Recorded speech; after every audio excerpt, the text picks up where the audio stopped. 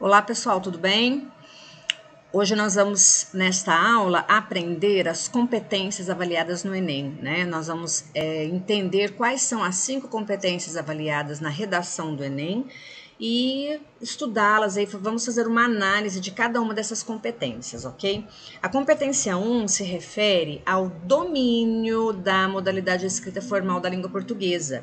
Então, os avaliadores vão checar, eles vão verificar se os candidatos conseguem escrever de forma com que a leitura ela aconteça de forma natural, que ela flua de forma objetiva, de forma clara, né? Será que ele tem domínio desta linguagem formal a ponto de fazer com que os leitores do seu texto, consigam entender exatamente aquilo que ele quer dizer, né? Então é isso que vai se verificar nessa modalidade. Então todas as convenções da escrita relacionadas às regras de ortografia, né, que se referem à forma de escrever as palavras, à acentuação gráfica, às regras gramaticais de uma forma geral, né, concordância verbal, concordância nominal, a estruturação sintática, né? Como que o candidato expressa suas ideias, como é que ele vai defender o seu posicionamento e argumentar a favor de sua tese, utilizando os mecanismos linguísticos que obedecem a todas essas questões aqui, as regras de uma forma geral da escrita. Tá? Então, essa competência diz respeito especificamente a essa parte, a parte linguística, estrutural da linguagem empregada no texto, tá? Então, quais são os exemplos de desvios aí mais comuns que nós vemos nas redações? Em relação às convenções da escrita, não há outra forma de estudarmos essas convenções se não for por meio da leitura do novo acordo ortográfico. Tá? Então, existem, por exemplo, regras relacionadas à acentuação de determinados verbos que caíram, que mudaram. Tá? Então é interessante fazermos essa pesquisa, né? Qual foi o último acordo, qual foi a última mudança no acordo ortográfico? É só vocês pesquisarem lá no Google e aí vocês vão encontrar quais foram as mudanças mais significativas, tá? Então, essas mudanças, elas se referem à acentuação, especificamente, tá?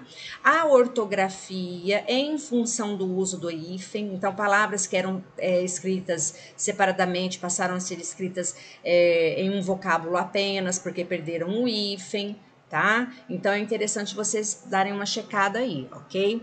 A questão do emprego de letras maiúsculas e minúsculas é também importante, uma vez que há exigências específicas em determinadas situações, né? Então, em certos lugares do texto e com determinados objetivos, as palavras são escritas com letra minúscula, em outras situações com letra maiúscula, tá certo? Então, tudo isso aí depende muito mais da sua pesquisa, da sua leitura e, obviamente, da prática. Tá? A separação silábica não apresenta necessariamente mudanças, né? Mas é importante também saber, tá? Quando que você termina uma linha ali, se você precisar separar essa palavra, né? Existem regras para essa separação, ok? Então, essa primeira parte relacionada a convenções da escrita depende de leitura do novo acordo ortográfico e depende sobretudo, de prática, ok? Outros exemplos relacionados a esta competência, a competência 1, diz respeito às regras, à desobediência de certas regras gramaticais. Então, nós temos aqui um exemplo básico de regência verbal e nominal, tá? Então, muitas pessoas vão nos supermercados. Nós temos aqui um problema, um desvio de ordem de regência verbal. Por quê? Porque o verbo ir, ele pede a preposição a e não a preposição em. Então, quando eu falo nos supermercados, eu estou utilizando a preposição em mais o artigo os. E essa não é a preposição exigida pelo verbo ir, tá? A preposição é a. Então, a forma correta seria: muitas pessoas vão aos supermercados. Tá certo? Outra questão relacionada à regência, mas também à nominal, é a exigência da crase aqui, do acento indicativo de crase, do sinal indicativo de crase, tá? Por quê? Ela sempre foi obediente à mãe. Quem é obediente a alguém. Então, nós temos aqui este a, que é a preposição, né, exigida pelo termo obediente, tá? E nós temos o artigo que antecede mãe. Então, neste caso aqui, nós deveríamos ter colocado a crase para indicar essa preposição, tá certo? Então, é um dos exemplos aí. Outro exemplo de desvio aí muito comum nas redações do Enem se referem à pontuação. Então, este é um dos exemplos mais comuns, dos desvios mais comuns, tá? Que é o que? A vírgula entre o sujeito e o predicado. Não há vírgula entre sujeito e predicado. Então, os moradores daquele local abandonado não quiseram ajuda. Você faz a seguinte pergunta: quem é que não quis ajuda? Os moradores daquele local abandonado. Tá? Então, os moradores daquele local abandonado, o sujeito é tudo isso aqui, o núcleo do sujeito, moradores. Mesmo que este núcleo do sujeito seja acompanhado de outras palavras, ó, o que separa o sujeito do predicado é justamente o verbo, tá? Antecedido ou não, né, pela negativa, não interessa, tá? Então, não há esta vírgula, que este erro é muito comum, principalmente porque o núcleo do sujeito vem acompanhado de outros termos. Então, a galera acha que por fazermos possivelmente uma pausa, há vírgula, e nem sempre a vírgula é indicativo de pausa, né? Ou melhor, nem toda pausa deve apresentar uma vírgula, tá certo? Outro exemplo muito comum também é a falta de paralelismo, ok? Então, observem só. É importante que haja obediência, respeito, confiança e que as pessoas sejam mais educadas. Vejam que, assim, aparentemente, nós não vemos um problema aqui, mas existe um problema que está relacionado justamente quando a gente fala paralelismo, nós estamos querendo dizer a concordância de determinados termos entre si. Então, veja bem, é importante que haja o quê? Olha, aqui nós temos um substantivo, obediência, respeito, obediência, confiança, obediência, substantivo, né? Obediência, respeito, substantivo confiança. E aí, o que nós vemos? Nós vemos agora um outro, mais um elemento que deve haver aqui, mas que está escrito em forma de oração. Percebe? Então, aqui o que seria o ideal? É importante que haja obediência, respeito, confiança e educação por parte das pessoas, ou somente educação, tá? Então, eu não estou combinando, ó, eu não combino substantivo com frase, eu combino substantivo com substantivo, tá certo? Então, esse aí é um probleminha de paralelismo, tá? Em relação aos empregos de pronomes, galera, um dos erros, os desvios mais comuns aí se refere à utilização do pronome no início da oração, né?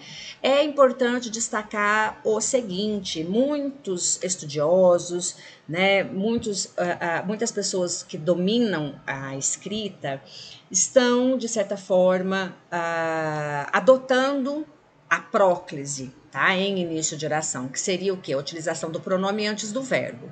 E para os estudiosos da gramática normativa, isso é inaceitável, tá certo? Então, entre o inaceitável, entre a regra estipulada por uma gramática normativa e o que se faz hoje por meio do uso, é importante, no caso do vestibular, né, seguirmos as regras da gramática normativa. Então, a regra em relação aos pronomes, neste caso aqui, diz o seguinte: não se começa uma oração com um pronome, tá? Então, ao invés de discutirmos essa utilização ou não e etc., vamos seguir aí as regras da gramática normativa e continuar fazendo dessa forma, ok? Se realmente houver uma mudança significativa aí no decorrer do tempo, tudo bem, nós aceitamos e vamos fazer parte dessa mudança também. Mas, por enquanto, evitem, tá? Evitem completamente. O emprego da crase entra também, né, na parte de desvios gramaticais, tá? Por quê? Porque nós temos aqui, veja bem, ó, o adjetivo obediente que exige a preposição, tá certo? Da mesma forma que o verbo obedecer exige a preposição, tá? Então, se eu não coloco a preposição aqui, ó, eu estou cometendo um erro relacionado ao que nós vimos lá anteriormente, tá? A questão da regência, tá? Regência verbal e nominal, né? Então, por exemplo, ela sempre foi obediente à mãe, sinal indicativo de crase. Quando nós substituímos esse substantivo aqui por um masculino, ela sempre foi obediente ao pai, tá? Então, essa é uma das estratégias para sabermos quando temos crase, ok? Mas nem sempre essa estratégia dá certo, tá? Neste caso aqui, ok. Se nós mudarmos o adjetivo obediente para o verbo obedecer, essa é a mesma coisa. Ela sempre obedeceu à mãe, ela sempre obedeceu ao pai. Tá? Então é importante fazermos um estudo bem específico aí a respeito da crase, tá? Por quê? Porque geralmente na fala é impossível a gente verificar a ocorrência da crase, tá? E na grande maioria das vezes nós não utilizamos. Então o que acontece? Nós transferimos essa ausência para o texto escrito e aí no Enem vamos perder ponto, tá? Outro exemplo, na verdade são dois exemplos aqui, né, de desvios relacionados à escolha vocabulária, à escolha do vocabulário, diz respeito às repetições, né, então os candidatos repetem termos, e isso não é legal, isso demonstra falta de conhecimento vocabular, tá? Então é importante sempre ler o texto. Terminou de escrever, leia seu texto. Procure nessa primeira leitura por palavras repetidas. Substitua essas palavras por expressões sinônimas. Qual palavra que eu posso colocar ou qual expressão que eu posso colocar que diz a mesma coisa, que tem o mesmo significado, mas que não seja a mesma coisa, que não repita, tá?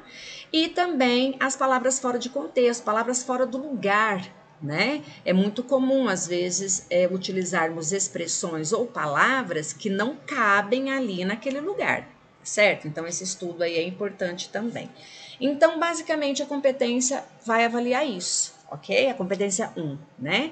As regras relacionadas às convenções da escrita, né? Para isso, é preciso estudar o novo acordo ortográfico, os desvios gramaticais, os desvios relacionados ao vocabulário e a escolha de registro diz respeito à questão do domínio da língua escrita, da modalidade escrita, diferentemente do registro da fala, são registros diferentes. Na fala, existem expressões que são permitidas, ok? Justamente por estarem presentes na fala, em situações de maior informalidade, de mais informalidade, o que não acontece na escrita, sobretudo num texto, numa redação para vestibular. Ok? O registro escrito da redação de vestibular deve obedecer a todas essas questões que falamos aqui anteriormente, tá bom?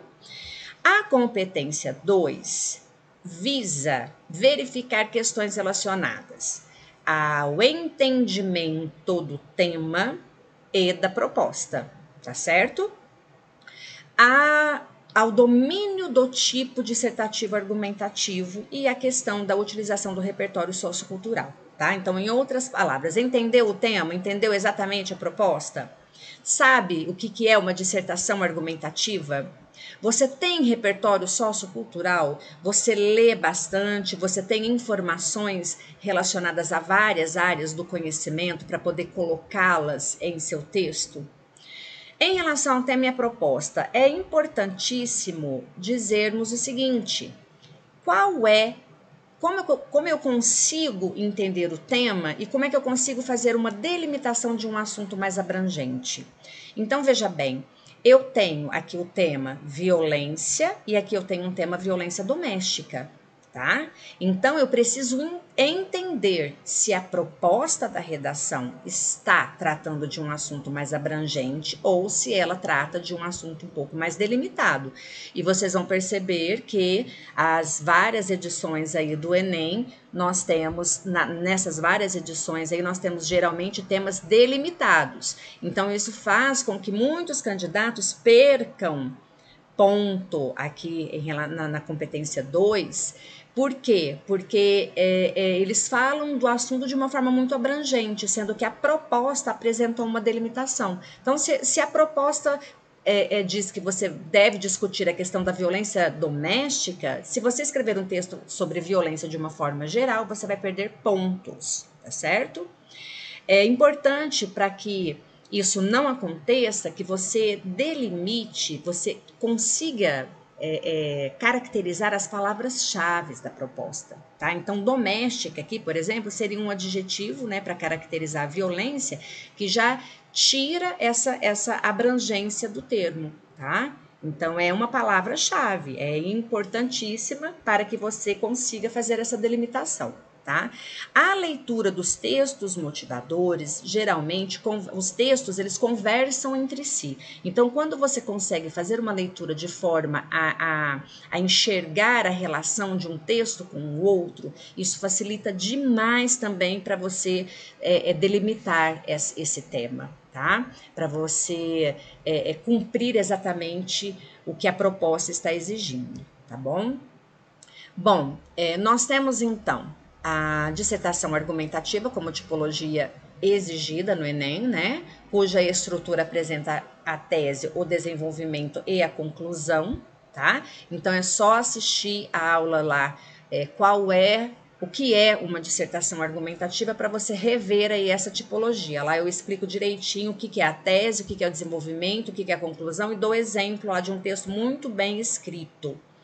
Em relação ao repertório sociocultural ainda avaliado na competência 2, nós devemos pensar no seguinte: qual é a informação, qual é o fato, qual é a citação, a fala de outra pessoa, qual é a experiência que o candidato tem que pode contribuir para o posicionamento dele em relação ao tema, certo? Então é importante pensar na importância da leitura, tá? Então, os textos motivadores, eles apresentam várias perspectivas sobre o tema. Eles apresentam informação, fatos, às vezes apresentam alguma citação.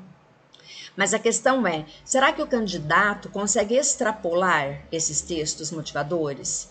Será que ele consegue adicionar às informações apresentadas nesses textos algo a mais? Tá? E esse algo a mais está relacionado a qual área do conhecimento? A literatura, a arte, a filosofia? Então, é importante, olha, obrigatoriamente ler bastante. Não somente dissertações, textos, comentários, artigos científicos ou artigos de qualquer outro tipo de gênero, mas também leitura de ficção, tá? A literatura, a leitura literária nos ensina muitas coisas, tá? Então, quando a gente fala de áreas do conhecimento, é importante que o candidato tenha algo diferenciado daquilo que foi falado nos textos motivadores, tá bom? E isso está relacionado também à arte, à música, à leitura literária, a textos de ficção, certo? Ao cinema, e claro, né, de outras áreas também, tá certo? Então, a competência 2 é isso. Na competência 3, nós vamos verificar qual foi a forma que o candidato usou para relacionar todas essas informações aí que foram faladas, tá? Então, veja bem, projeto de texto. Nós precisamos fazer um planejamento textual. Planejar um texto é um dos exercícios importantíssimos neste curso, tá? Não deixe de assistir às aulas que se referem à análise de tema e interpretação dos textos motivadores e, sobretudo, fundamentalmente, não deixe de fazer a aula, de assistir a aula planejamento textual e colocar aquele planejamento em prática, tá? Ou seja, o que eu vou escrever no primeiro parágrafo, o que eu vou escrever nos 2 parágrafos de desenvolvimento, como é que eu vou fechar, como é que eu vou apresentar uma proposta para o problema que eu discuti. Então, isso tudo está relacionado à progressão temática, como é que a minha discussão anda no texto, como é que ela caminha no texto. Ela não pode ser circular, ela não pode apresentar ideias que não se relacionam entre si. Isso demonstra organização estratégica, tá? Então, a ordem que eu uso, a sequência que eu uso para apresentar todas essas informações, os fatos e etc., dizem respeito ao fato de eu saber o que eu estou fazendo. Então, quando eu demonstro essa organização estratégica, eu estou dizendo, né, eu revelo por meio do meu texto de que eu fiz aquilo de propósito. Por quê? Porque eu planejei, porque eu fiz um projeto de escrita, não saiu do nada. Essa competência, galera, é uma das mais difíceis para ganhar a nota total, a nota máxima, tá? Justamente por causa dessa consciência que não é tão simples assim de termos, se não fizermos principalmente o projeto, o planejamento textual, tá bom? A competência 4 está relacionada aos mecanismos linguísticos que nós utilizamos para fortalecermos, para construirmos a nossa argumentação. Então, argumentar é defender uma tese, argumentar é defender o seu posicionamento sobre o tema. Você consegue utilizar, você sabe quais são as marcas linguísticas, quais são as partes que devem ser articuladas entre si para fortalecer a argumentação? Quais palavras eu utilizo entre parágrafos para estabelecer uma estruturação lógica? Qual é a expressão, a palavra que eu uso para articular as partes do meu texto? Quais partes? Os períodos, né, que são escritos dentro de um mesmo parágrafo, e os parágrafos entre si. Será que eu consigo utilizar marcas linguísticas para articular essas partes aqui de forma que eu apresente uma relação de sentidos entre elas? Então, o domínio da competência 4, que está relacionada aos elementos coesivos, é extremamente importante. Por quê? Porque pode fortalecer aquele posicionamento que você está apresentando, aquela tese que você está defendendo, ok? Finalmente, nós temos aí a conclusão, né, que é a proposta de intervenção para o problema abordado, respeitando os direitos humanos. É muito importante prestar atenção aqui, porque os direitos humanos são citados, inclusive, nas instruções, antes mesmo da proposta, tá? Então, vamos falar primeiro dessa proposta. É extremamente importante memorizar esses elementos aqui. Então, eu falei lá de um problema sobre, por exemplo, a violência doméstica. O que eu proponho de ação para resolver esse problema? O que deve ser feito? Por quem? Quem é o agente que eu posso utilizar para oferecer, para colocar essa ação em prática? É o governo? Qual a esfera do governo? Federal, estadual, municipal? É a própria sociedade? Que parte da sociedade? É a escola? Então, quem é que pode colocar essa ação aqui em prática para resolver o problema? E de que forma que isso é feito? Tá? Como? Por meio de quê? De programas sociais? Quais programas? Quanto mais detalhamento da forma de ação, melhor, tá? Lembrando que a conclusão, ela vai finalizar o seu texto, tá? A proposta de intervenção deve ter, então, a ação, o que deve ser feito, o agente, quem é que deve ser feito, de que forma essa ação é colocada, ou seja, um modo, e com qual finalidade, para quê? Qual é o resultado que eu espero da aplicação dessa ação por essa pessoa e que vai ser feita dessa forma, tá? Então, o detalhamento, sobretudo, da forma e da finalidade também, garante, tá? A utilização desses 4 elementos e mais o detalhamento garante nota máxima. É muito simples tirar uma nota máxima na competência 5. tá?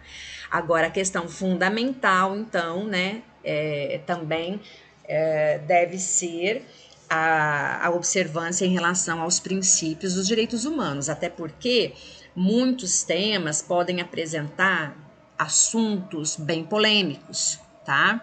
Então, violência doméstica, por exemplo, é um assunto polêmico. Então, é preciso cuidado na hora de fazer a proposta de intervenção, porque qualquer proposta que fira um desses princípios aqui pode até zerar a sua redação, tá? Você pode tirar nota 0.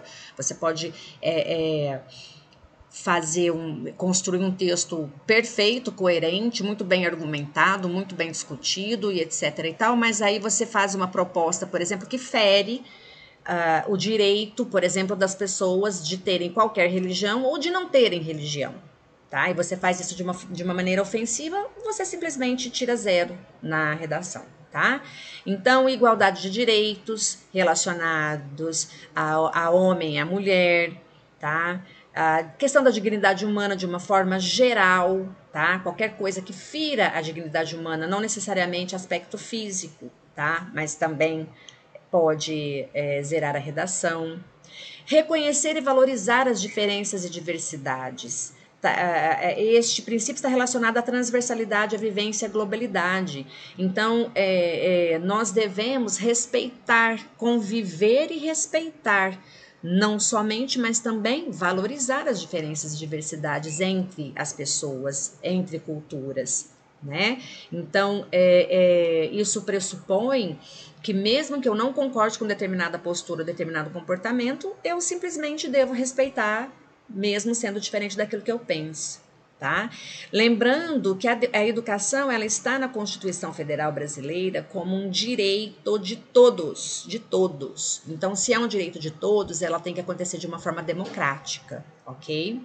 Em relação à sustentabilidade socioambiental, nós devemos pensar assim, como que a geração atual está contribuindo para as gerações futuras, não somente em relação ao meio ambiente, mas em relação à questão social também, tá? Então, todos esses princípios devem ser levados em consideração e eu não posso propor nenhuma resolução de problema que transgrida isso aqui, que desrespeite um desses princípios. Senão eu estarei ferindo os direitos humanos e aí vou ter minha redação zerada, ok? Bom, essas são então as competências, as 5 competências do Enem, né? Aquele recadinho de finalzinho de aula. Se você gostou, compartilhe aí com o pessoal. Abraço, bye bye.